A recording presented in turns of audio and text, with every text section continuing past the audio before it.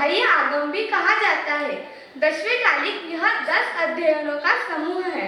दसवें कालिक में कहते हैं जयम जय जय मासे जयम गुंजंतो भासंतो पावम कमम न बंधई।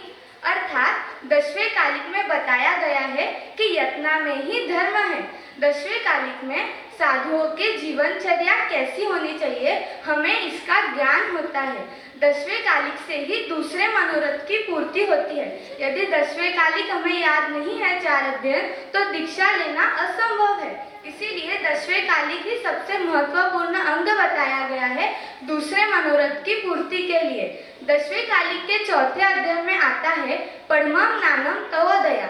ज्ञान यह तीसरा नेत्र बताया गया है।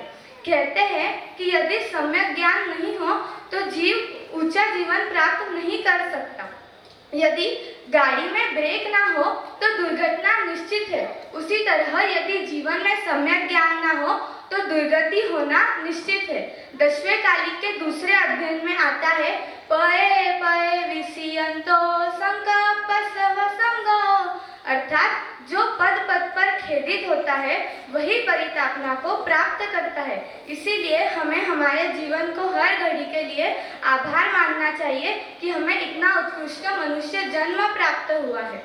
अंत में मैं बस इतना ही कहना चाहूँगी कि दसवें कालिक की रचना, जो एक दीक्षित पिता ने दसवें कालिक की रचना अपने पुत्र के प्रति आत्मीयता दिखाकर संक्षिप्त में इतना बड़ा पुरुषार्थ यदि वो कर सकते हैं, तो आज के शिक्षित माता पिता क्या मनुष्य भाव सुधारने के लिए अपने बच्चों के लिए प्रयास नहीं कर सकते?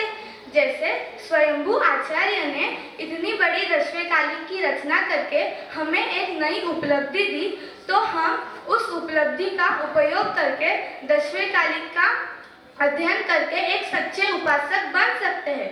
अंत में 25 जब हम पंचम आर्य के अंत में रहेंगे तो केवल 20 वर्ष की उम्र रहेगी, तब तो 4 अध्ययन ही रहेंगे। तो जब इतना कम सिलेबस रहते हुए भी एक भवतारी बन सकते हैं, तो आज तो हमारे पास इतना सारा सिलेबस है, तो क्या हम सब यह पुरुषार्थ नहीं कर सकते?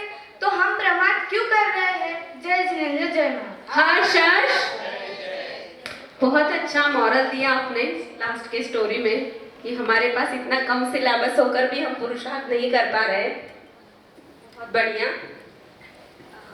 हमारे सारे पार्टिसिपेंट्स हो चुके हैं। जजेस को कुछ समय लगेगा थोड़ा डिस्कशन करने के लिए। जितने पार्टिसिपेंट हैं उतने स्टेज पे। हाँ, जो जितने भी पार्टिसिपेंट्स हैं वो प्लीज आगे आ जाए फोटो सेशन के लिए। अपने प्रॉप्स के साथ आ जाइए आगे।